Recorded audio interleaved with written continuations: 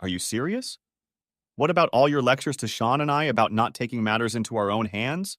Or about how two wrongs don't make one right? I guess I've tried too hard to instill a sense of honor in you boys. Tell me something, Danny. If Zach. My father raised his hand to silence me as I opened my mouth to interrupt him. Let me finish. If Zach had come to your house a month ago and told you to your face that he was going to steal Claire from you, that he was going to take her with him right here and now, would you have defied him? Would you have fought him for her? Of course. My father only raised one eyebrow. That was all it took for me to have an epiphany. Oh, good. I get it. About time, Sean said. The only difference is that the bastard didn't have the guts or decency to tell you to your face. True, but Claire shares the blame. She may even have been the instigator. The letters make it sound like she made up a lot of the shit they did, and I can't go and punch her in the face, right? No, you can't, but we'll deal with her in other ways, my dad agreed. But when it comes to your cousin, I don't care. He should have said no. Not only that, you were his friend. He should have walked away. Maybe take a closer look, but walk away nonetheless. But he didn't. Okay, consider me convinced. Let's think about how I can do this so I don't end up in jail. Next chapter. The weekend flew by faster than I thought it would. My family rarely left me alone. They made me make plans, with Dad and Sean's plans being slightly different from Mom and Mel's. It was the best thing they could do. It helped me focus and keep my pain and grief at bay. And perhaps most importantly, it turned my simmering, about to boil over anger into something cold, implacable, and decisive. Something constructive rather than destructive. Mom and Mel tweaked my ad and made sure it was placed not only in the local paper, but also in a free newspaper and another publication from a nearby town that was popular with the locals for its sports coverage. The ad appeared in all the newspapers the following Monday and ran every day for the entire week. Mom, God bless her abused heart, wanted to make sure the ad was seen by everyone in our town. Claire called several times and wrote me a long letter. I transferred the calls to voicemail where she left me essay-length messages. They all basically boiled down to the same thing. She loves me. Don't throw away our love and the 12 happy years we spent together. I snorted. Hadn't she gone through her things and found her love letters missing? I'd repacked her books, but still. Hadn't she figured it out by now? Is she so presumptuous that she thinks I don't know anything about her affair? Was she really trying to deceive me? To be insolent? Did she really know me so little that she thought my feelings could be turned off like a faucet? Apparently, yes. The only awkward moment was Sunday dinner at Mom and Dad's, and Claire showed up just as we were about to sit down to eat. Mel and Sean immediately took Maddie and Declan into the backyard so they wouldn't hear what happened between my mom and Claire. Thank goodness they did, because Claire put on one hell of a show, crying and wailing. My already high regard for my mom went up another notch. She remained unconcerned with Claire's emotional game. Please, Ellie, you have to stand up for me. I don't know what's gotten into Danny that's made him act so irrational. Maybe he's having some kind of emotional breakdown. Please, I'm begging you. Please convince him to talk to me. He loves me. I know he does. He couldn't stop overnight. As far as I'm concerned, darling, he never loved you. There's nothing you can do about it. If you failed by word and deed to inspire him to love you after 12 years together, I don't see how one more conversation is going to make any difference. Now, if you don't mind, I have guests and dinner. And then she closed the door in the bitch's face. Next chapter. Monday evening, the first shit hit the table. Claire had either read or received the breakup notice, so at 5:30, a hysterical woman showed up on the doorstep, spouting the usual cheating bullshit. Lucky for me, Sean stopped by after work. The realization that he was there for me helped me keep my composure. I've never been more grateful for the family's "don't let Danny spend too much time alone" plan. I knew he would save me if it seemed like I was losing my self-control or deviating from our plan. Danny, you have to believe me. It's not what you think. I can explain. Honestly, did she really think I was that stupid? Maybe she was making excuses. After all, she'd managed to fool me for 12 years, but even so, what other interpretation could there be? Standing next to Danny, watching you walk down the aisle, is the most perverted, most twisted thing I've ever known. Or do you really want to have a baby with me? Did she really think she could convince me that it was innocent? Justified? Acceptable? Reasonable behavior? All of the above? Look, it doesn't matter, Claire. It doesn't really matter. It just shows that it's time to move on. Our marriage is over. No! Claire shouted so loud I was sure our neighbors heard. It looked like my mom was right. For some reason, Claire wanted to save our marriage. No, that can't be it. I love you, Danny. Please give me a chance to explain. You have to give me a chance to explain. I don't owe you anything, Claire, and explaining to you what you're doing with my cousin is a waste of time. I don't care. Please, Danny. Despite what you said, I know I hurt you and I really didn't mean it. Please let me explain. I sighed impatiently. I'd given that bitch a chance to explain herself, not because I wanted to hear her lie. Thanks to my family, I'd finally overcome that painful need. But because my mother had offered to give Claire the opportunity to, figuratively speaking, hang herself with her lies. Nevertheless, she would have to work hard. Gone were the days of looking at me with puppy dog eyes and getting what she wanted. What's the point, Claire? I need you to understand, Danny. If you let me explain, I know I can make you understand. I hummed again, glancing at my watch. Okay, I'll come over tomorrow night at 5:30. You'll have 30 minutes. My tone was harsh, making it clear I didn't want to. Thank you, Danny. You won't regret it, I promise. Where do you want me to meet you? Here. I didn't trust this slut as far as I could kick her with my little finger. I needed more than a recording from my phone. I wanted privacy, but I also needed witnesses in case things turned bad or she tried to lie about what was said or done during the meeting. If the recording was being done at my house, I could have someone from my family within earshot. Thank you, Danny. Thank you so much. Claire stepped forward, shortening the distance between us, and put her hands on my shoulders. She pulled herself up on her toes and leaned in to kiss me. Her intentions were so obvious. Did she really think that if she managed to set me up, I would melt and forgive everything? I couldn't figure out if she was being high-minded or deluded. I grabbed her hands, and at the same time I stepped back and pushed her away, causing her to lose her balance and stumble. I flinched, letting my disgust show on my face. Please don't you dare show me any tenderness. I'm really sorry, it's just that I love you and I miss you, Danny. Whatever you say, Claire. I'll see you tomorrow night. Next chapter. Tuesday dawned bright and clear with no warning of the unexpected turn the day would take. I was finishing work on a beautiful Jarrah wood kitchen countertop when I was contacted by a local radio station. It turned out that Haley, one half of their morning radio show, Oscar and Haley, had read the breakup announcement and recognized my name because she was friends with Dee, another one of my maternal cousins. I guess it's true what they say, small world. Haley contacted Dee, who in turn contacted my mom and Mel. Mom and Mel were happy to share the love letters with my cousin, and she, with their permission, passed them on to Haley. I vacillated between feeling disgusted that my private affairs were being put on public display and elation that perhaps Claire and Rathzak would be publicly humiliated after all. To say that I was embarrassed was an understatement. I felt emasculated, as if I couldn't satisfy my wife and remain faithful to her. But as they say, one digs two graves in seeking revenge, and if my grave is shame, I'll live with it.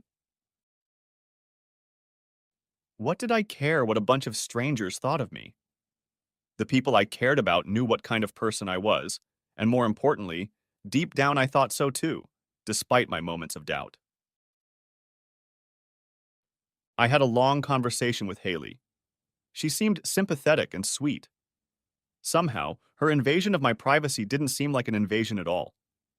Dee had apparently said a lot of unnecessary things to me, which gave me strength.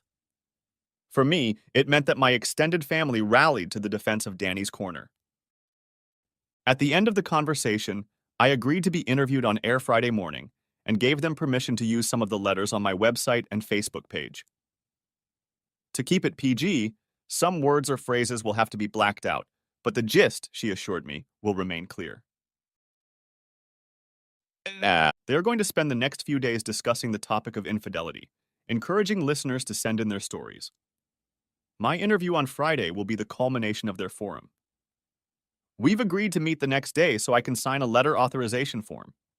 If the show goes as planned and the audience reacts as Haley predicted, Claire and Zach will be judged by a jury of their peers.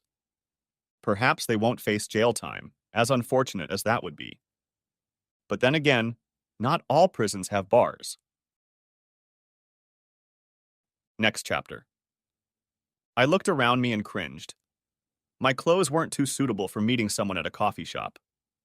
I climbed out of the truck and ironed my jeans and t-shirt to remove the sawdust. With a rag, I wiped down my work boots. I shrugged it off. The result wasn't perfect, but it had to do. It couldn't be helped. I still had to make a living, and I didn't have time to go inside and change my clothes. Walking into the fancy cafe that Haley had picked out, I stopped and looked around the place.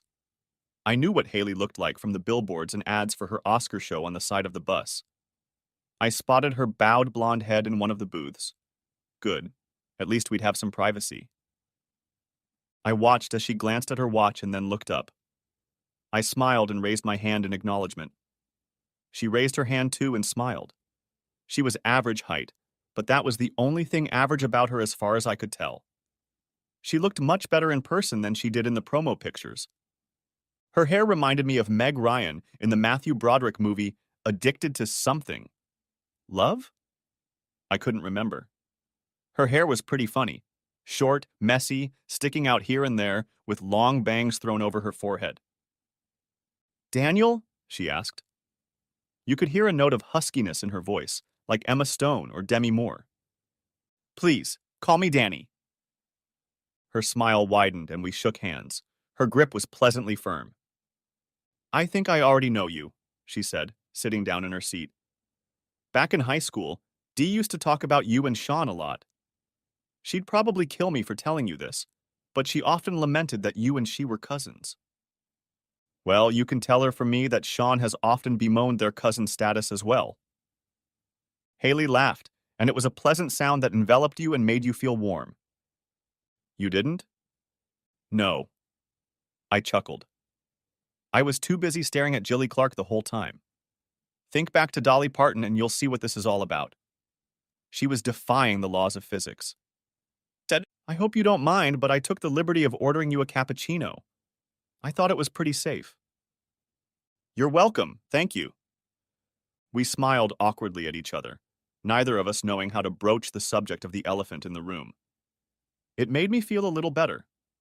The fact that she was uncomfortable asking me about Claire's infidelity showed that there was humanity in her, that my pain and betrayal wasn't a daily occurrence for her. And I looked into her eyes and was surprised to see that they weren't blue or gray as I'd expected. They were green. Very green. In fact, I couldn't recall ever seeing such green eyes before. They didn't sparkle like emeralds, but rather shimmered like the glossy leaves of the peace lily that usually stood in the center of my mother's dining room table. She reached across the table and touched the back of my palm. I've read the letters, Danny. They're so awful. I can't even imagine how you felt when you found them. Can you tell me about it? I studied her, looking for signs of deception or fake sincerity. I didn't find any. Can we decide later what stays behind the scenes? There are details I definitely don't want to share with every Tom, Dick, or Harry. Of course, that goes without saying. I don't want to know about it out of morbid curiosity or for some sick voyeuristic reason. I need to know so I can plan my questions. I must warn you that Oscar is irreverent and may drop a few barbed phrases to make people laugh or raise the temperature. I promise I'll only give him the parts you don't mind sharing with our audience. I nodded. Taking a deep breath, I stared at my hands clasped around my coffee mug. Thank God she'd ordered a large one. I needed every drop. I tried to look at her while I told my story but found I couldn't hold her gaze. But every time I looked at her, she was watching me, her expression serious but kind. I told her everything, not only about how I had found the letters, but also about Claire, who I thought I knew, and about our marriage. There was something about Haley that demanded the truth, but as each word flew off my lips, I wondered how wise it was to be so brutally honest. I could only hope that my faith wasn't in vain. That's it. It's not very pretty, is it? No, it looks like some horribly twisted B movie. That's what Mel said. If I hadn't heard it and seen it for myself, I wouldn't have believed it was possible. It's just too bizarre. It's surreal. It's unfathomable that two normal, everyday people could behave like this. Truth really can be stranger than fiction. Yeah, and I'm just a blind fool who didn't suspect a thing. Don't blame yourself, Danny. You didn't notice the signs because you weren't looking for them. And why should you? You thought you were happily married. When I was a communications major, I took some psychology courses and they had a name for it. God, what was that? Haley closed her eyes and frowned, tapping herself quickly on her forehead. I couldn't help but smile. The gesture looked cute. I got it. She lit up like a Christmas tree. It's called confirmatory bias or something. I raised my eyebrows. Geez, that sounds like an ambiguous expression. What exactly does it mean? Well, when you love someone and believe the love is mutual, it affects how you perceive the words and actions of the one you love. Basically, you believe that Claire loved you, so everything she said or did, you interpreted in a way that confirmed your belief. It would take a lightning strike to make you reconsider. The fact that you found the letters was your lightning bolt. Then I'm not an idiot? Far from it. I smiled. Well, that's gratifying. Did you love her very much? Yes. No. I sighed. I loved the woman I thought she was, but the woman mentioned in those letters wasn't the Claire I knew, so I guess I was in love with a fantasy. That must be hard to come to terms with. Yeah. You seem remarkably in control of yourself. I think I would have cried. It hurts, but I've hidden it away to deal with it later. How do you mean, put it away? I'll give you an analogy. Suppose you hurt your leg so badly that an infection got into it and gangrene formed. Would you cry and moan and wail about how unfair it was, giving the infection time to spread further down your leg? Or would you put the bullet down, amputate your leg, and mourn its loss afterward, knowing that at least you saved the rest of your leg? Oh, I see. Yeah, that makes sense. Like taking one bite at a time instead of trying to eat the whole loaf at once. I nodded, taking a sip of coffee. I held back a grimace of disgust. It was still lukewarm.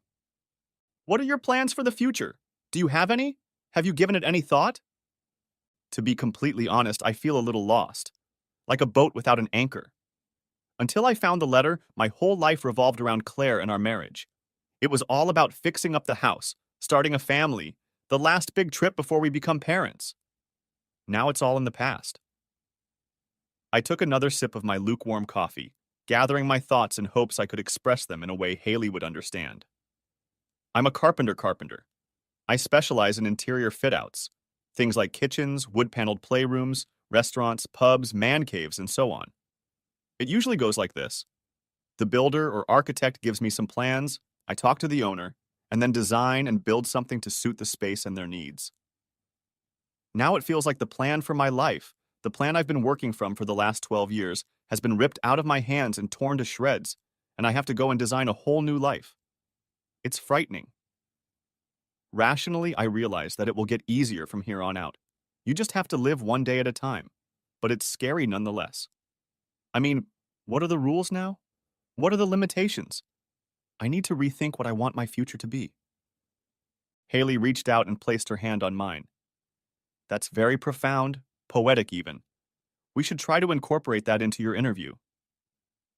We talked some more, exchanging ideas of questions she could ask me to steer the conversation in the right direction. I told her about my upcoming meeting with Claire, and we agreed to talk on the phone Thursday night in case we needed to change anything as a result of that meeting.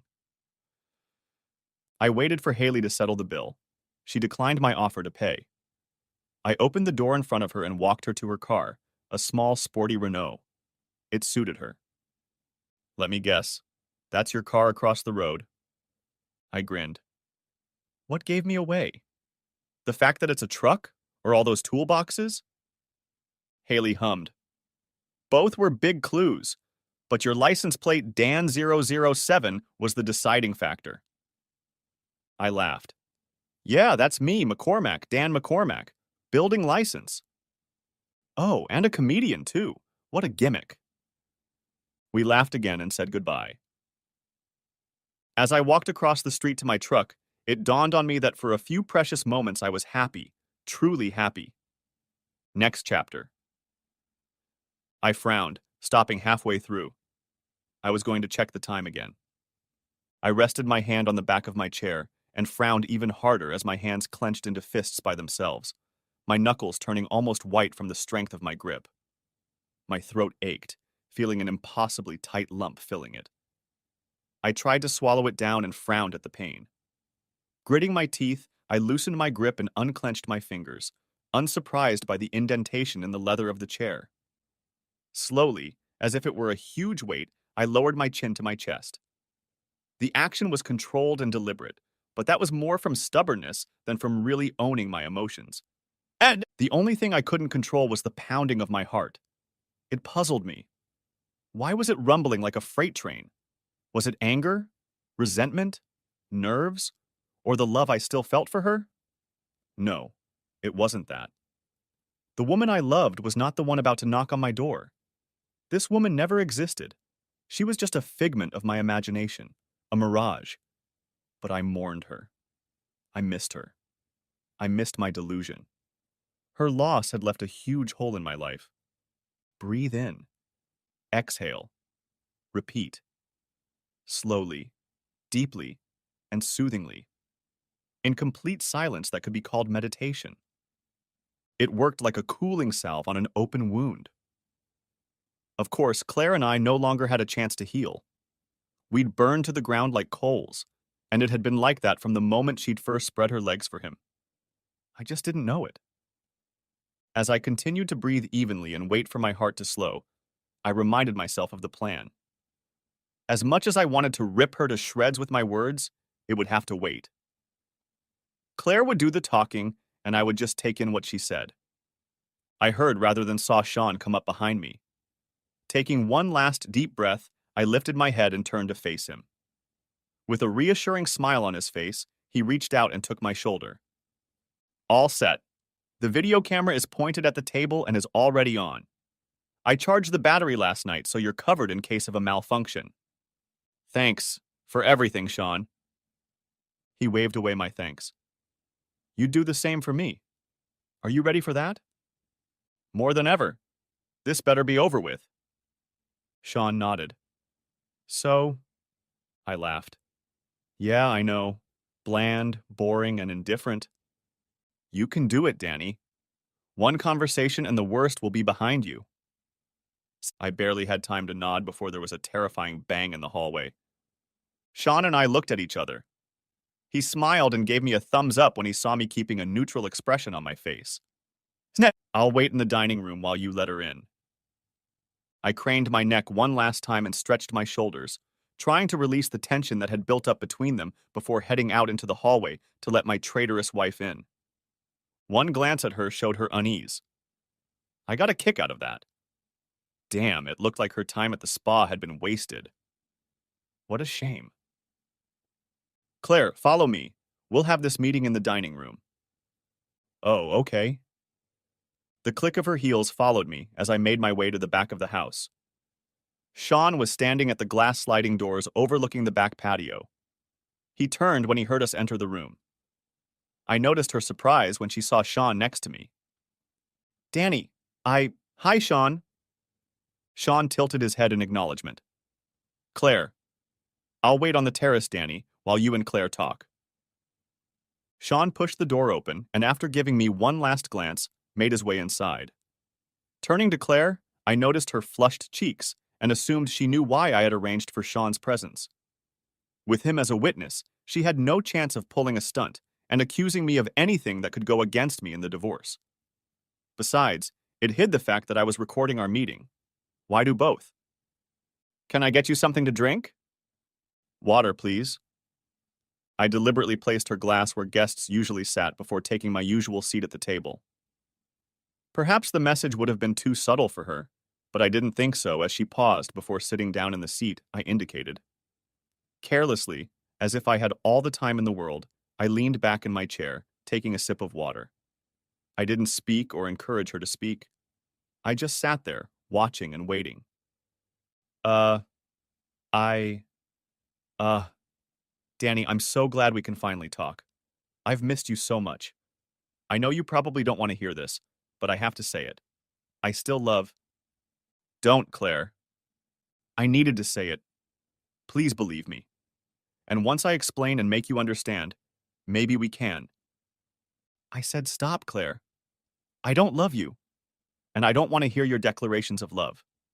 You've wasted your 30 minutes. Put that in your pipe and smoke it, you lying, traitorous bitch. To my surprise, she hesitated for only a moment. The look of shock on her face was only fleeting. It came and went, and was soon replaced by a flash of annoyance, as if I were a naughty puppy who hadn't learned a new trick fast enough. Surely she wasn't so deluded as to think that all she had to do was tell me she loved me, and I would forgive and forget everything. She lowered her gaze to her hands holding the glass of water, as I guessed to hide her emotions. I don't believe you. I can't. You loved me too much to just turn it off like a switch. She risked a glance at me, but didn't find what she was looking for. Her statement genuinely didn't move me. She furrowed her brow and stared at her hands again. I'm sorry I hurt you, Danny. It wasn't part of my plans. I want you to know that it wasn't you. You didn't do anything. It was something separate to us. It had absolutely nothing to do with you. With us. She paused, as if expecting me to say something. I didn't. I wanted to. God, how I wanted to. I wanted to yell at her. Did you? Is that what you're saying? That you bringing a third person into our marriage has nothing to do with me? Next time you'll say it was for my own good. I braced myself harder against the back of the chair to keep from jumping to my feet and yelling at her. I'd really like you to explain to me how you're having fun with my cousin and that it had nothing to do with me. How it was good for me. For us. Explain to me how it wasn't a betrayal of trust. Wasn't a stab in the back. Wasn't mean and selfish. Instead, I took a sip of water. Danny, there's a lot you don't know about me. Things I never wanted you to know. I resisted the urge to raise my eyebrows in sarcastic response, humming to myself, calm, neutral, boring, calm, neutral, boring, calm, neutral, boring, over and over. As you know, I grew up in Broken Hill. It's a small town in many ways. Everyone seems to know everyone. Well, I was known as a bit of a wild child. She sighed and turned her head to the side, showing me the extent of her blush. It ran down her neck to the collar of her blouse. More than a little. I was a whore. I had a reputation. A bad one. When my father was transferred to Kiyama in my last year of high school, I used the move as a chance to reinvent myself. She looked at me, trying to gauge my reaction. Receiving no response, she continued. For the most part, I succeeded, but as I discovered, this whole party lifestyle can be addictive. Sometimes I felt like I was crawling out of my skin from the need to break free. I struggled with how restrictive the lifestyle was compared to my bad girl days. I solved this problem by limiting myself. A couple times a month, I would go to Sydney or Wollongong or down south to Navra, anywhere where I wasn't known, and I'd have a blast, you might say. Having had my fill, so to speak, I could spend the rest of the month being a good girl. She paused again, studying me and waiting for an answer. Again, I gave her nothing but an expressionless look. Then I was offered a promotion if I was willing to move to Newcastle. I met you a month after I moved, and you were so sweet and wonderful, and we had so much fun together. For a while, the urge to be promiscuous died down, but after about 6 months, I got the itch again. Coincidentally, I had to go to Sydney for a week for work, and well, I got hooked. On the last night, I ran into Zach. He saw me doing something I shouldn't be doing with some guy and cornered me. At first, I thought he was going to tell me off, but he didn't. Oh God, this is so hard. Told me he liked a good whore. That's how it all started. Tears rolled down her red cheeks, dripping from her chin onto her blouse. You have to know that it was all just part of the game he and I were playing. I didn't mean it that way. It's hard to explain. She had the decency to look away. It was the fulfillment of that need, Danny. Nothing more. I didn't expect love and care and security from him. I didn't want that from him. I wanted it from you because I love you. I didn't want to live with him. You are the one I want to grow old with. I swear I never loved him. It was never the same with him as it was with you and me. I suppressed the urge to snort in disgust. I couldn't suppress my thoughts, however. They were silently berating her. So now you're schizophrenic. Well, thank you for that insight. Danny, please try to understand.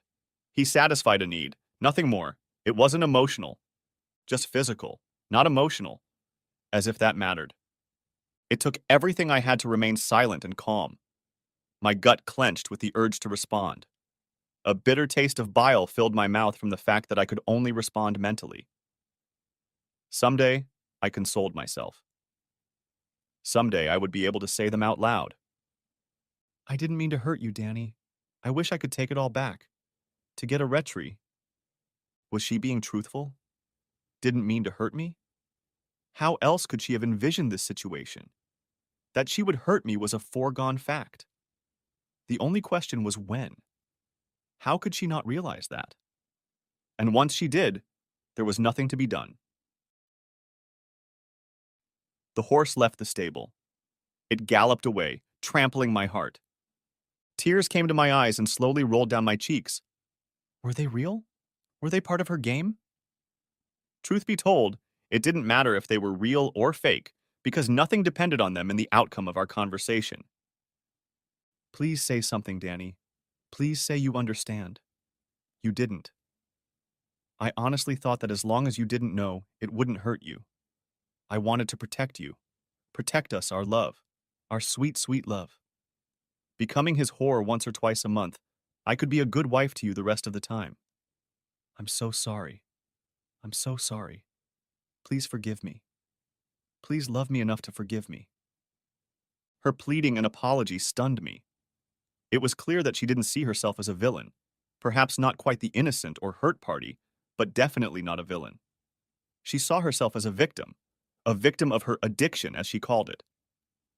Did she really think I should forgive her and turn a blind eye to the fact that she was promiscuous in order to satisfy her need to act like a slut once or twice a month? How could she not realize what she had admitted with her confession? I had already said that the Claire revealed in the letters was not the Claire I loved and cherished. Now I knew that for sure. Her constipation allowed her to play a role, the role of the sweet wife. It was a role, nothing more than a role. Sweet Claire may have gotten more airtime, but that didn't change the fact that the real Claire was a selfish whore. She fidgeted, my silence clearly making her nervous. Danny, please. Please say something. I need to know what you're thinking. Please give me a second chance. We've been happy. For 12 years you were happy. We can be happy again if you let me make things right. Please let me come home. Make amends? How do you make amends for over a decade of lies and deceit? Disrespect? No. That was all I said to her. One word. Danny, please. I know what I did was terrible. I'll spend the rest of my life being the best wife I can be if you'll just give me another chance. Does our marriage mean nothing to you? Can you really walk away so easily? I picked up my glass and drank the last of the water, trying to douse the fire burning in my gut and drown the rage that longed to spill over my lips. The injustice of her words tested my resolve. Would I give up on our marriage? Would I walk away easily? This was about her. She was the one who'd given up on us before we'd even started living. She was the one who pretended to be something she wasn't and doomed us from the start. I closed my eyes and, taking a drink, I imagined sinking into the cool, calm waters of the meadow pond and began to count. When I reached 10, I regained my composure. Yes, I can walk away and not even look back. I checked my watch. I think your time is up. The trickles of tears turned to outright sobs. Danny, I love you. Only you. I'm yours. I've always been yours. He was just fulfilling his function. Don't give up on us, Danny. Please give me a chance. I can make you trust me again. I can make you love me again. Just give me a chance. I've learned my lesson. I'll never let you down again. That's enough, Claire. Please calm down. The meeting is over. I stood up and, without looking in her direction, headed for the front door, opened it, and waited. I waited for quite a while. She came toward me. Her step was slow, as if she was walking to an execution. She stopped beside me and raised her pleading eyes to me. I love you, Danny. I love you so much. Can't we try to get counseling? Please tell me you'll at least consider it. Counseling is pointless. I don't love you. Now, if you'll excuse me, I have plans for tonight. I closed the door quietly, proud of myself for not giving in to the urge to slam it shut. I turned and headed down the hall. The sound of Claire's sobs followed me, but I didn't turn around or hesitate. Next chapter. Sean was in the dining room, leaning on one of the chairs, pulling a camera from the top shelf of the display case. I watched him place it on the dining room table. Are you okay? He asked, grabbing my bicep. I knew he was ready to hug me if he needed to, but I was so full of rage that I needed movement, not comfort. Did you hear anything? A little. Can you believe that? She goddamn spent 12 years lying, cheating, and betraying me. 12 damn years of disrespect, and she thinks that admitting depending on her being a slut is going to somehow make things better? That a simple, I'm sorry, accompanied by a few tears will make it all better? Nothing she can say or do will change the fact that she spent over a decade cheating on me. Those 12 years, I will never get back. No matter what she does to make amends, it will always be a part of our history. She made the unilateral decision to feed her so-called addiction outside of our marriage without discussing a word with me. And now she wants to cry, "Woe is me," because she has to live with the consequences? The only reason she wants me to take her back is so she doesn't have to deal with the consequences. She's just afraid she'll lose her good girl status among her family and friends. I agree, Danny. Whatever planet she lives on, it's not planet Earth. Yeah, I know. I think she thinks her affair should be considered on par with when she borrowed my car and wrecked it, or when she accidentally threw my new cell phone in the washing machine. But Danny, Sean mimicked Claire's voice, I'm addicted to being a slut, so I can't be held accountable for my actions. I snorted, strutting back and forth in front of the glass sliding doors. Did you hear her say that as long as I don't know about the affair, it doesn't hurt me? Jesus, Sean, that's so screwed up. It took everything I had not to jump over the table and strangle the bitch. Doesn't hurt me because I was in the dark? That's like saying cancer doesn't harm you just because for X amount of time you didn't know it was lurking in your body. Try convincing a cancer victim of this logic. Whether you know it or not, it's still eating away at your insides, slowly killing you. Just doing it stealthily until it can't hide its evil face anymore. Sean patted me on the shoulder, heading for the refrigerator. He grabbed a couple bottles of beer and held one out to me. Here, I think you deserve this. Man, I was so proud of you. I'm not sure I could have kept my cool when she was talking some bullshit. You even scared me. You sounded so formal and nonchalant, like a high school principal. Didn't you feel sorry for her? Did you maybe think about sorting things out? No, not once. In fact, when I looked at her, I felt disgusted. All I saw was an actress playing her part. Nothing she could say or do could convince me that our marriage had any meaning to her. Nor could it, or she wouldn't have given in to her impulses and invited him back to her place over and over again. She did things for him that she didn't do for me. With me, she was Little Miss Pretty. And you read the letters. God, she asked him to be the father of our children. You know how long I asked her to start a family, and she was going to deny me even that. That's not love. That's hate. But even without all that, I refuse to live in quiet desperation, wondering and doubting who the real Claire is.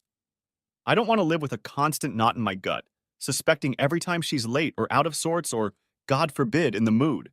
And I torture myself wondering if she's really with me at that moment, or if she's pasted some other guy's face over mine and imagines it's him she's doing it with. I can't tell you how relieved I was to hear you say that, Danny. Admittedly, I was worried she'd get to you and somehow convince you to forgive her. I mean, I wouldn't blame you.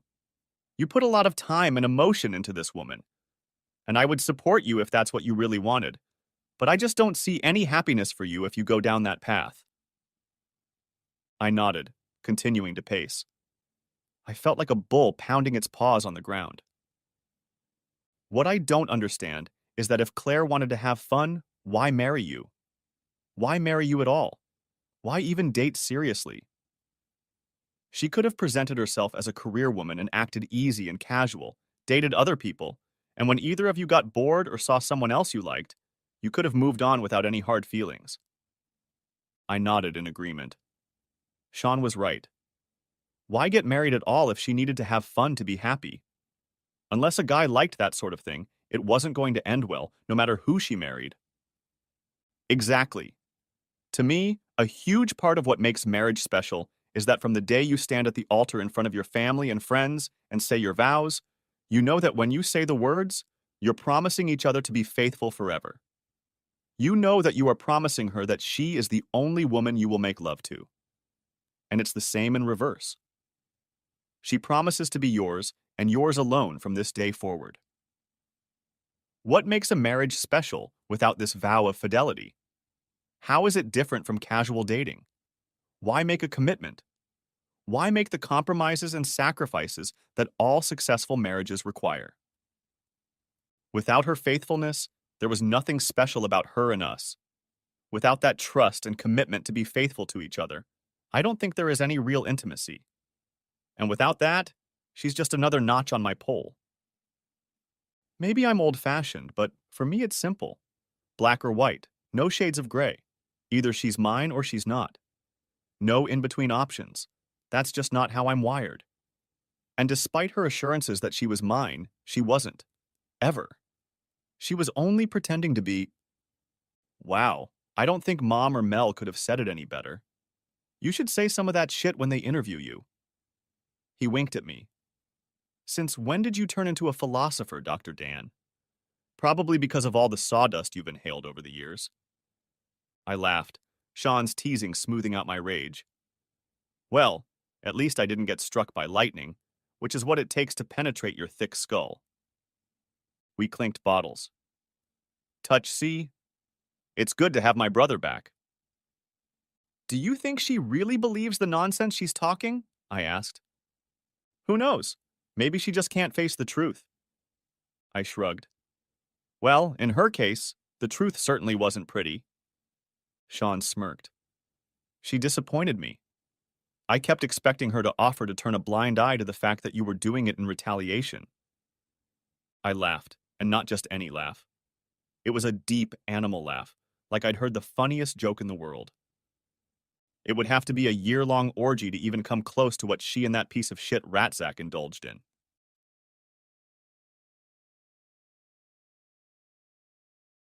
Next chapter. Thursday night, I sat on the back patio, enjoying the sunset, freshly showered, beer in hand, laptop in my lap, and talked to Haley on the phone. I briefly told her about Claire's visit, not wanting to escalate the situation.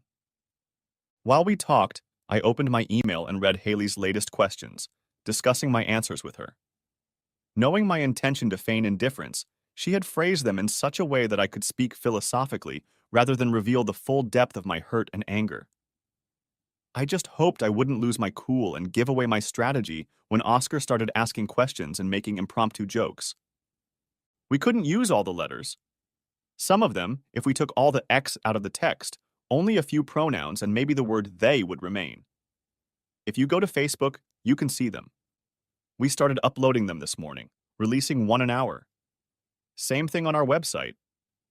There will be a few more coming out in the next couple hours. They're getting a mile of comments. Most people are horrified. There are jerks who think it's normal, and one or two who joke that they'd like to get the number of whoever the bird is. And don't worry, I made sure we blacked out Claire's name and your name on all the pictures we used, so she can't sue you or anything. I'm not on Facebook. Haley chuckled. Why doesn't that surprise me? But you should think about it, if not for your personal profile, then for business. Give me a second and I'll email you the ones we used. Moments later, the email landed in my inbox. I opened the first three, and it turned out that Claire, Ratzak, and I couldn't be identified by the letters. This was a big deal. I wasn't about to shell out big bucks to that lying bitch for blabbing to some fancy lawyer that I had invaded her privacy. In letters and interviews, I'll be a D, Claire will be a S, and Ratzak will be an R. Not using the Z for Ratzak was some insurance, but any family members or friends of ours who asked for a copy of the letters from my mother or Mel, and they assured me that many did, would know who I was referring to. I was sure word would spread from there. With any luck, Claire and Ratzak would be so disgraced they'd leave town. I was comfortable with what I'd done. I wasn't out for revenge. In a way, the means had found me on their own. I simply intended to give people honest and straight answers to questions, not whitewash their actions. In my opinion, if they don't think they did anything wrong, they have nothing to be ashamed of. If they don't want to serve time, they shouldn't commit a crime. I wanted to keep Haley going, but I knew she needed to go to bed early and I needed to work out. I boiled some pasta and checked the remaining love letters the radio station used in case someone mentioned them in an interview. Then I got to work on my answers to Haley's questions, tweaking them as I went along. By the last run-through, my performance was fierce, implacable, monumental. It was a performance in words. Next chapter. Danny, this is Oscar. Oscar, Danny. My greeting was understated. Oscar's not at all. I was convinced the guy had ADHD. Even as he sat there, he seemed to be in constant motion. It was obvious that he and Haley had just as great a rapport in real life as they did on air. They cracked jokes as easily as Sean and I did. I wondered if they were a couple off the air too. Their assistant Zoe bustled around me, placing coffee and apple Danish pie in front of me and briefly explaining how to use the microphone and headset. Her actions were pressing realities. I was about to talk about very personal things to an invisible audience that could number in the hundreds of thousands. A wave of nausea came over me. My stomach muscles tensed, trying to hold back the nest of angry hornets that had suddenly settled in my gut. I couldn't tell if it was through my navel or my throat that these pesky critters were seeking freedom. All I knew was that I wanted them to settle down before I embarrassed myself. A commercial was running. As soon as it ended, I turned on. I looked at Haley in a panic. "It's going to be okay, Danny," she whispered. "Everyone's nervous. Once we ask the first question, the nerves will disappear." I nodded, not believing I wouldn't squeak like a mouse if I tried to speak. Haley took over the introductory and initial part of the interview, and she was right, though by the third question, I forgot that there were thousands of people listening to me. She led me down the path we'd chosen, and I was glad I was able to use the analogies of gangrene and project plans to avoid sounding like a complete idiot. "So, D," Oscar said, "forgiveness was never on the agenda? You don't love S enough to forgive her for her weakness?" Instead of answering that question directly, Oscar, I'd like to turn it around. Why couldn't she love me enough to remain faithful?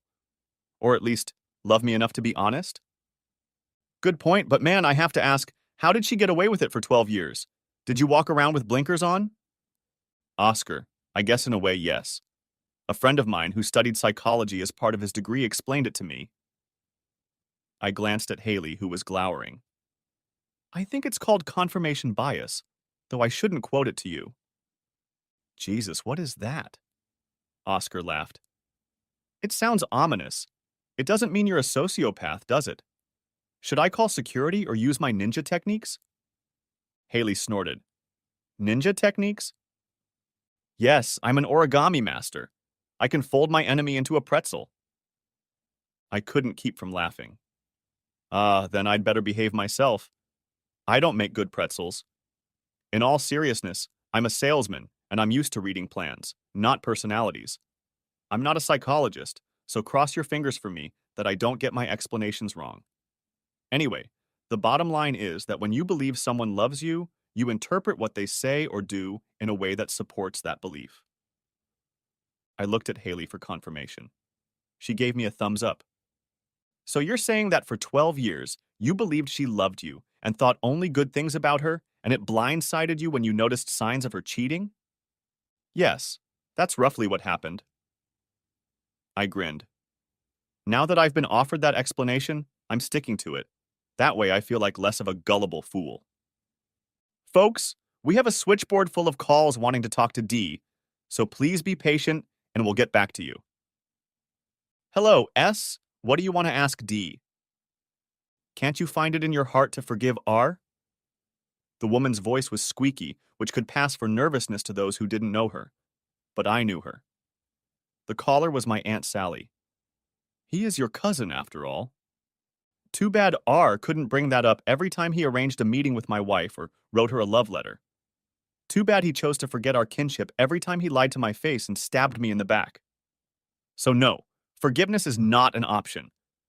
I'm afraid he's out of my life forever. The woman sobbed, and my heart broke for my aunt, but I couldn't lie to her.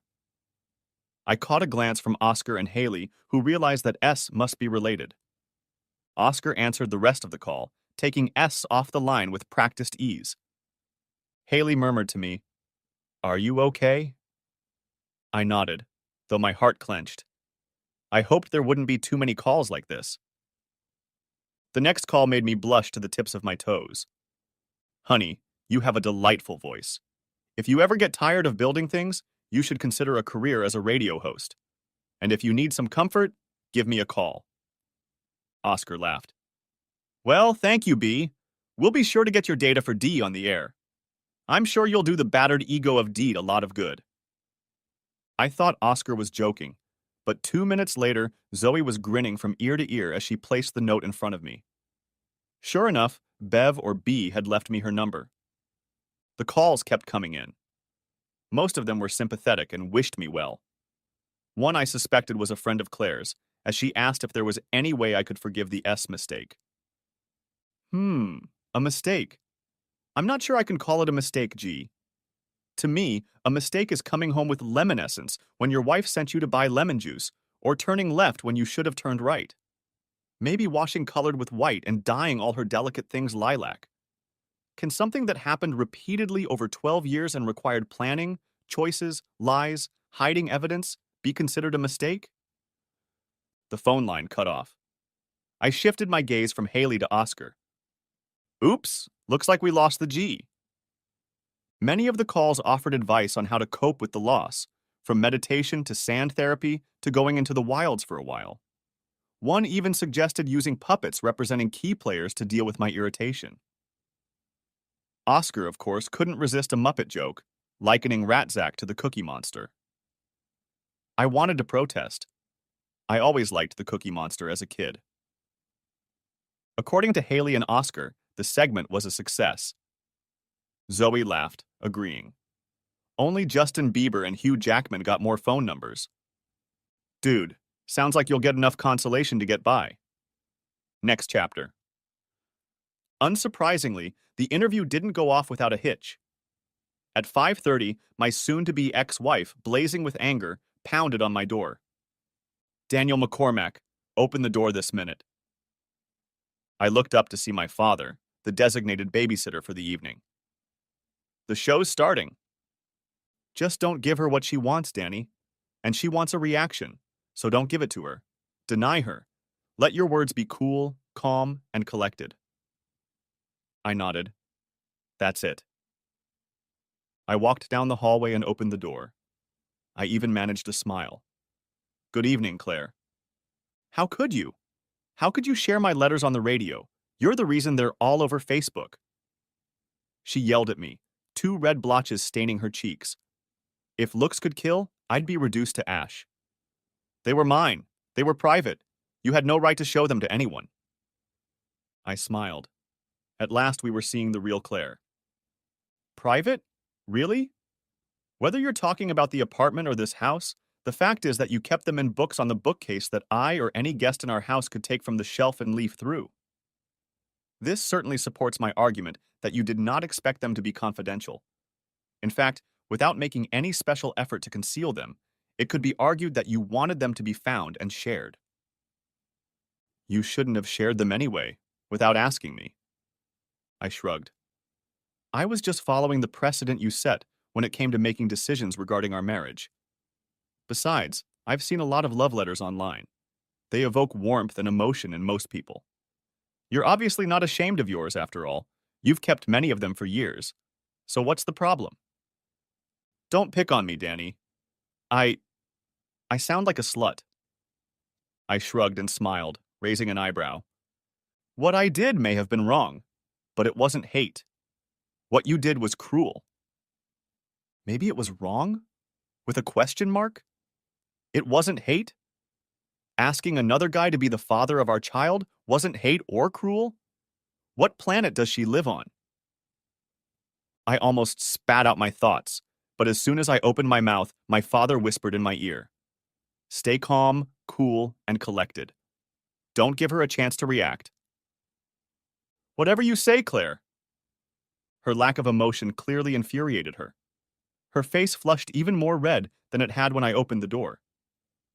I'm going to make you pay for this, Danny. I'm going to go to a lawyer first thing Monday and take this house away from you. I'm going to throw you out on the street. I'm done pretending. I'm going to make you pay through the nose for humiliating me. How about we save you some time and move out this weekend? You can move out, take over the mortgage payment, and the laborers needed to complete the renovations. The court will make you pay half. You might even have to pay spousal maintenance. Not likely, Claire. You watch too much American television. It's not like that here. You earn a good salary and can support yourself, so you won't be facing spousal support. As for the mortgage, my parents have offered to help me, but it won't be needed if I move in with them or Sean temporarily. Why should they help you? You're able-bodied, you can work, and you make good money. There's nothing wrong with you. Oh, but there is, Claire. I'm afraid the stress and worry of your betrayal has messed up my thinking, and I made a mistake at work today and hurt my back. Not true, but I had an old sports injury that made itself felt from time to time, and I had to wear a belt to support my lower back. That's bullshit, Claire hissed. I shrugged. Whatever you say, Claire. I watched as she tried to think of what to threaten me with next. What method of attack would she resort to get her way? Suddenly, I got tired of her and her games and decided to follow through. Sure, Claire, we could always just jump to the finish line, split the spoils, and sell the house as is. But if we do that, none of us will be left with nothing. I shrugged again. I could see that it annoyed her, so I mentally marked that I would do that as often as possible in all future dealings with her. So what? It's just money. I've worked too hard to let it go to waste, she hissed. I swallowed the contemptuous laugh that built up in my throat. Had she worked too hard? She'd planted a few herbs and rose bushes. What about all my nights and weekends? Then buy me out and you can finish the renovations yourself. Claire narrowed her eyes and looked at me. What did she think I would do? Wither like a flower under the warmth of her gaze. I raised an eyebrow as if to encourage her to answer. Instead, she turned abruptly and stalked down the path, looking over her shoulder. This isn't over, Danny. I'm going to see a lawyer and make you pay. I closed the door and walked back to the patio where I knew I would find my father. Did you hear any of that? I asked, sitting down and taking the soda he offered me. Yeah, most everything. I sighed. I wasn't as cool, calm, and collected as I should have been. I think there was a moment or two where I let her see how angry I was. Nobody's perfect, Danny, and she had her own agenda, and she was pretty testy herself, so most of what you said probably went over her head. I hope so. Do you have a lot of savings? About 60,000. Why? Well, you remember that loan your mom and I gave you when you were 21 to start your business? Yeah. I started to smile, immediately realizing what my father was getting at. So, son, your mom and I are taking out a loan. We're retired and everything, and we need the dollars for the fall years. I grinned from ear to ear. I'll write a bank check in your favor first thing Monday. Thanks, son. The loan was my idea. Mom and Dad always insisted it was a gift and said they wanted to help while they were alive. They did the same for Sean when he became independent. Both Sean and I were proud and stubborn bastards and insisted on doing the loan paperwork, even though we knew Mom and Dad would never accept repayment from us. I've never been more grateful for my stubbornness than I was at that moment, because paying back the loan would have left only 10 grand in my savings account. And it was my savings account. Claire hadn't deposited a dime into it, so no court in the country could say I couldn't pay my debt out of it. Dad sipped his soda, pondering my garden. I guess we'll take Sean's debt too. I nodded. My father was an excellent chess player, and mine and Sean's victories over him were rare. I could see his strategic mind working. After all, if he demanded that Sean's debt be repaid, it couldn't be said that they were only asking me to repay the debt so that Claire wouldn't get to the money. Yeah, Dad pondered.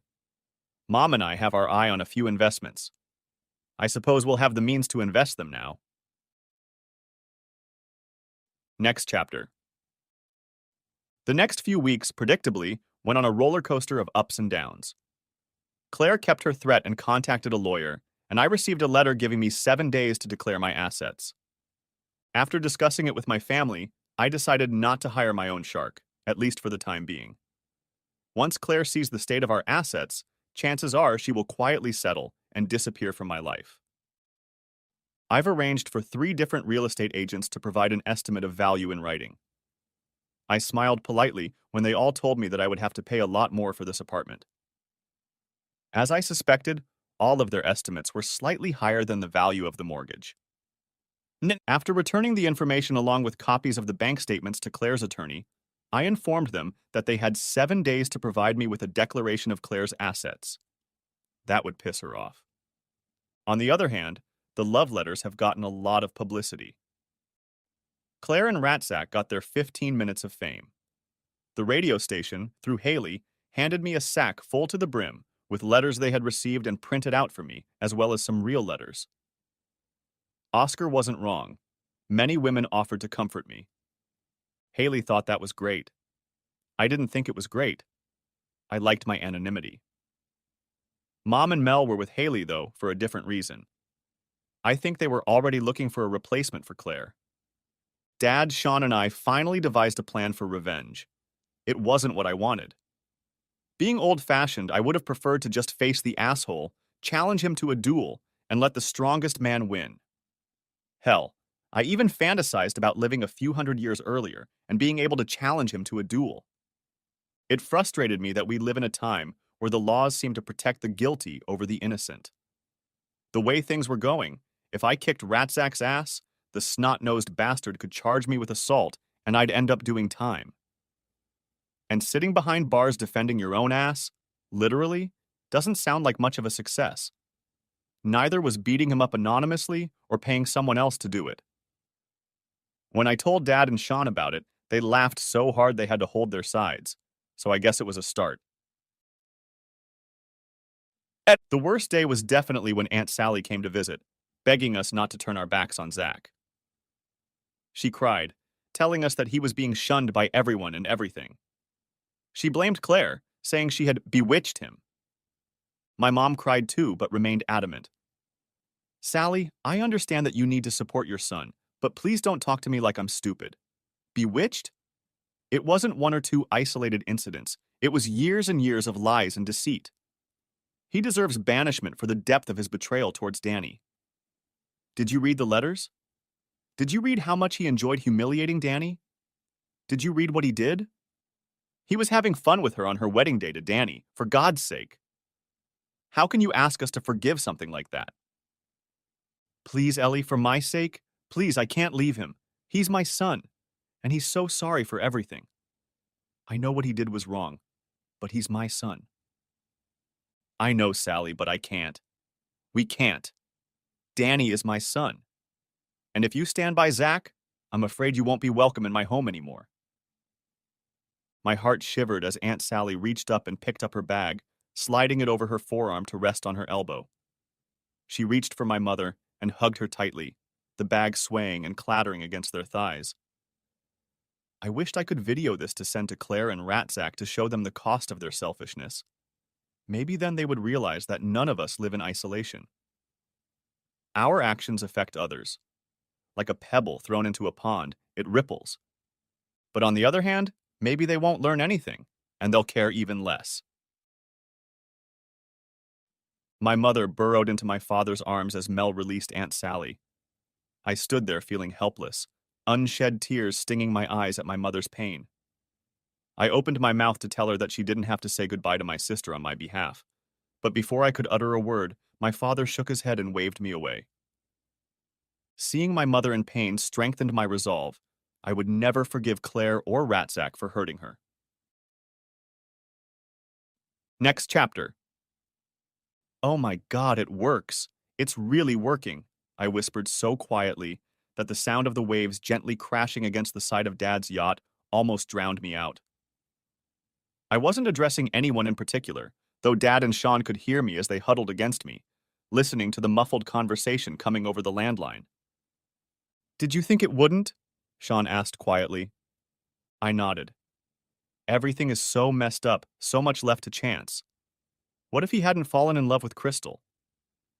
All I can say is, it's a shame she only got him drunk. I would have liked to see her give him a good dose of cotton, my father muttered. After the pain he and Claire caused your mother, I think I want payback as much as you do. The prostitute, or lady of the night as my father called her, didn't look professional. Crystal looked quite classy. We paid her a lot of money, but it turned out she was worth every penny. Apparently, Zach was practically drooling over her. Apparently, Claire was never part of his plans. Daddy being daddy, he took every precaution. He even made Crystal sign a non-disclosure agreement. I bet it was a first for her. I had no idea if it would hold up in court, or even if she'd use her real name, but if it made Daddy feel better, I wasn't going to argue. When she realized who I was, apparently she'd listened to Haley and Oscar.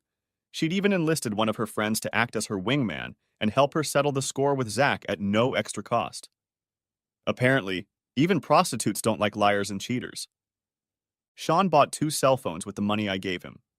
One was our night lady's, the other was ours. The only number programmed into her phone was ours. Following our instructions, she called so we could eavesdrop on her night with Ratzak. This was the 3rd such call, and I learned many things I didn't realize about my cousin's true feelings for me. He called me a Boy Scout and a boy wonder, and shared quite openly with Crystal and Amber what he had done. He didn't show the slightest bit of remorse. He even bragged about how he was taller than me for a long time. He told his mother so much about how sorry he was. He cursed me for causing his banishment by his family and friends. Said I was a spoiled, pretty boy who always had everything handed to him on a platter. It made me scratch my head. I'm a pretty boy? Sean was a little pissed off, too. Neither of us had suspected that his jealousy and resentment was so deep and rooted in his childhood. I wish I could slip him something to speed things up, Sean moaned. That freak drinks like a fish. At this rate, it'll take Crystal and Amber until midnight to get him drunk. And here I was hoping we'd get to do some fishing tonight. I hummed. You just want to see him shit his pants. Sean hummed in response. Well, yeah, like you don't want to. This was your idea. Remember? Patience, you two. Good things come to the one who waits, though I'm looking forward to shit too. Dad grinned, and in the dim light of the cruiser's wardroom he looked angry. That was one of my criteria. I wanted Ratzak to literally drown in shit. Another criteria was that he had to have both arms broken. It's a great metaphorical message to keep his hands off things and wives that don't belong to him. And that he wouldn't be able to wipe his own ass for a while after breaking his arms and wallowing in shit was just an added bonus to help reinforce an important lesson. But first, Crystal and her friend had to kick ass and talk him into inviting them home. The house turned out to be a small, old townhouse with steep, narrow steps leading up to the bedroom, which he'd joked more than once that he'd been lucky he hadn't broken his neck going down them drunk. But today, he wasn't so lucky. "How about you take Amber and I to your house and have some fun there, sweetie?" I bumped foreheads with Dad and Sean as we all instinctively leaned closer to the phone, silently urging Ratsack to take the bait. "Sure," he whispered. "Let's go have some fun." A soft slurping sound was heard. I looked at Dad and Sean, and we all shrugged. We listened for a few more moments to make sure they were really leaving before getting up. "Let's get this show on the road," Sean called out, grinning from ear to ear. "It'll be just like old times for you two," my dad teased. "Guess the apples don't fall too far from the tree, huh, Dad?" Sean teased, the smirk still spread across his face. Sean was right. Dad's pranks drove Mom crazy. I smiled at them. I couldn't think of two better accomplices to pull this stunt with. One by one, we climbed out of the boat and piled into Dad's black SUV, chosen for this escapade precisely because of its color. It was a clear night, thankfully with a small moon. Perfect for what we had in mind. Luckily for us, Ratsack lived near the harbor, in an old part of town that was experiencing a resurgence in popularity, with many young couples buying and fixing up houses. Rathzack's little terrace was in the far corner of the suburb, beyond which lay the harbor itself. The street had two entrances, and we knew he usually used the one on the city side, so we took advantage of the one on the harbor side, parking in the shadow of the building, away from the streetlights. Despite the lack of lighting, we huddled together, waiting for a signal from Crystal or Amber that we were allowed in. It didn't take long, 15 minutes tops. We all donned the balaclavas, gloves, and dark baseball caps we'd bought to prepare. We looked like a parody of ninjas. One by one, huddling against the walls of buildings to use the shadows they cast as cover, we made our way to the Ratsack Terrace. I felt as if I were part of a covert spy operation. My pulse was racing, but at the same time it was hard not to laugh. I imagined what the three of them would look like if the scene was filmed. I figured it was more Will Ferrell than Matt Damon. Sean pointed two fingers to his eyes and then to the front door of Ratsack's house and a good old-fashioned sign meaning, "Look, see." The girls, as instructed, graciously left his door ajar. We slipped inside and silently made our way to Ratsack's kitchen. We could hear music, mumbling and giggling upstairs where the master bedroom was. He must have thought he was in for one hell of a debaucherous night with two pretty birds, although given the amount of alcohol he had consumed, I wondered how he was going to do it.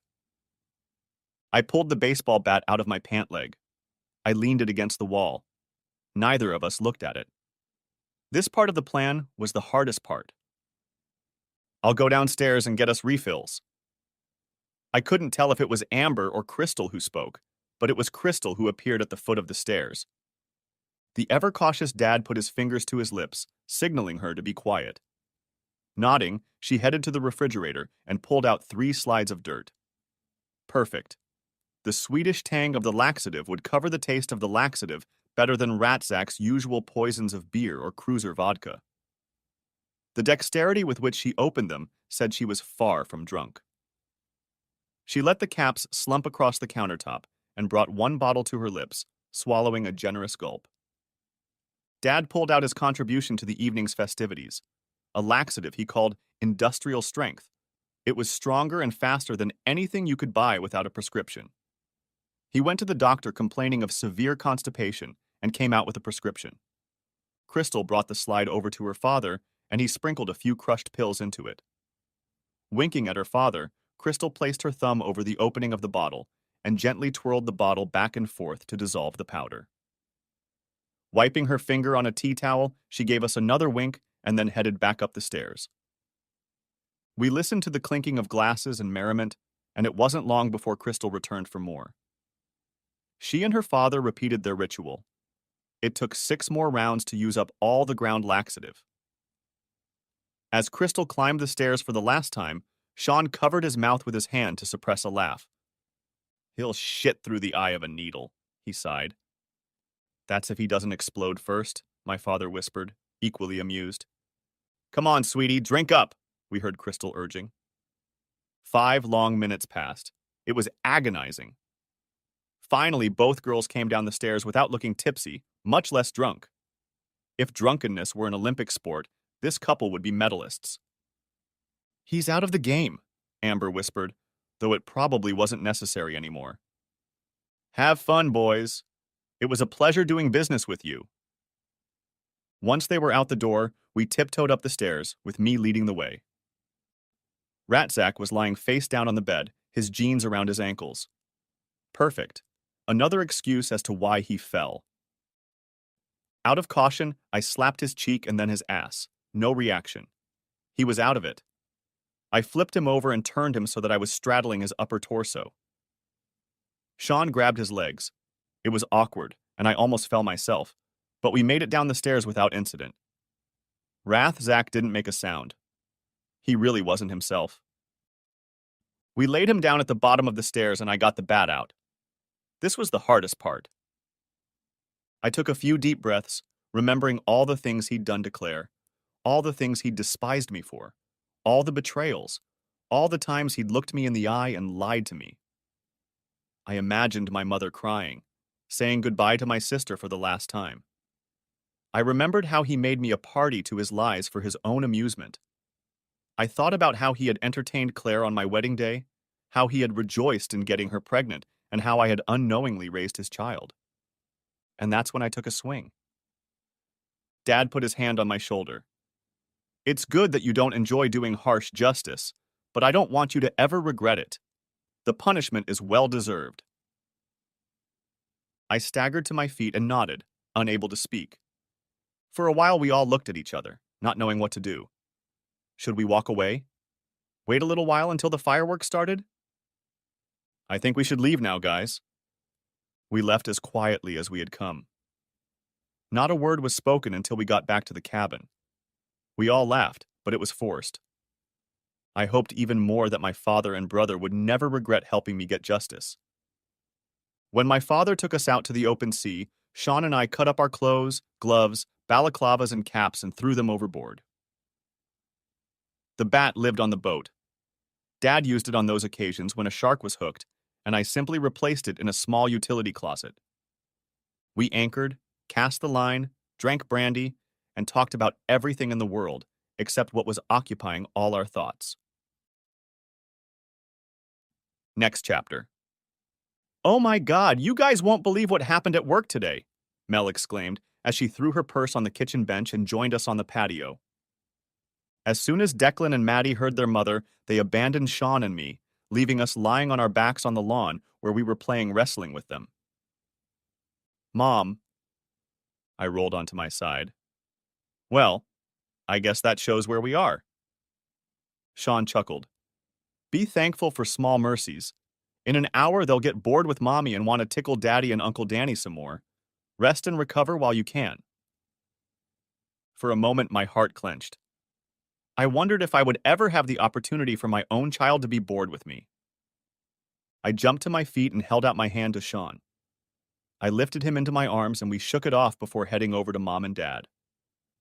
Mom handed us both a beer each. Moments later, we were joined by Mel, who sat the kids down in front of the TV with a movie on. Nemo should keep them occupied for a while. "So what happened at work?" Mom asked. "You're not going to believe this.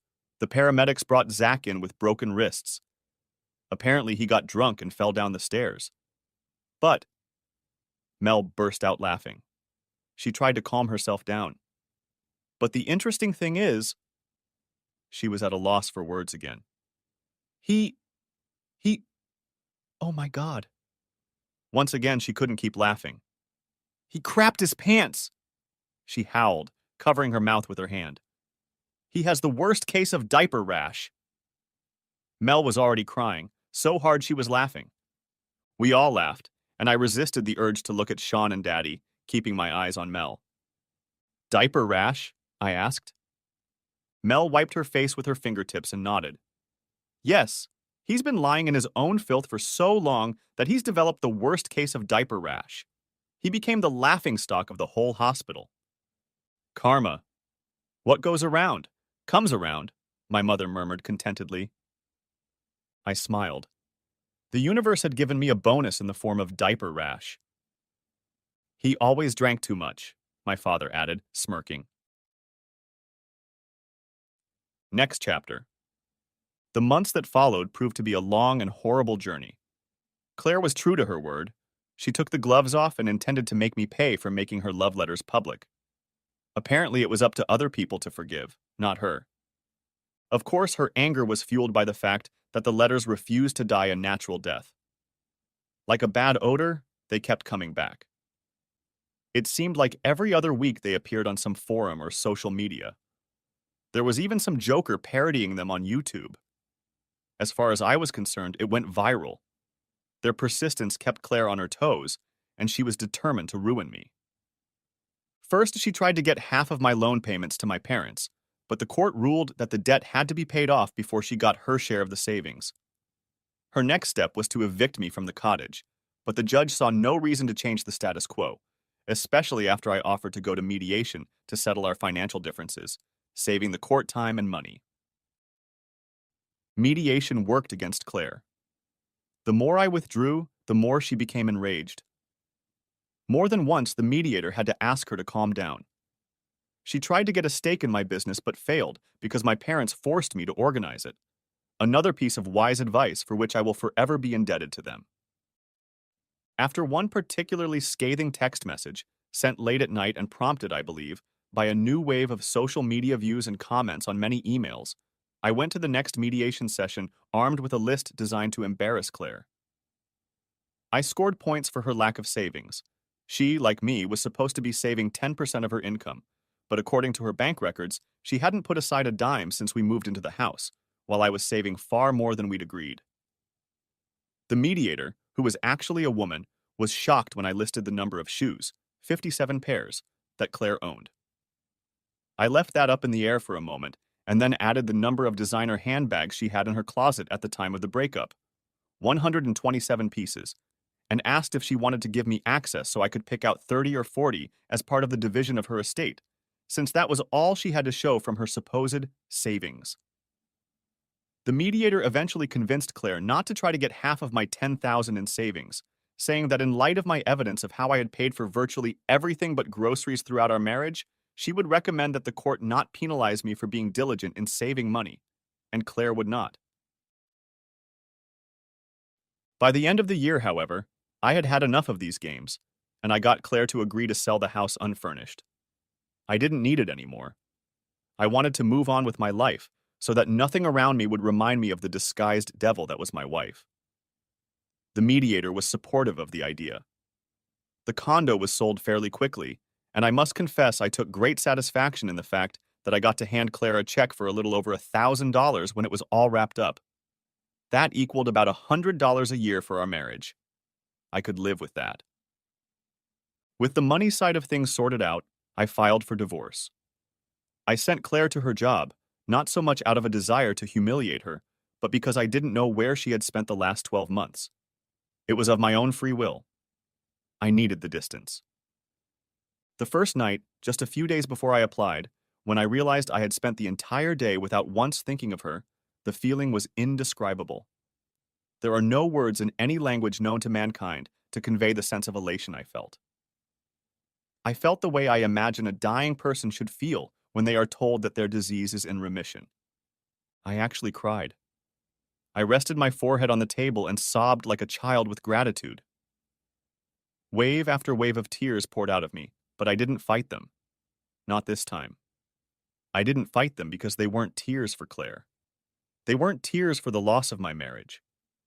They weren't tears of resentment and hurt, or even anger and rage. They were relief.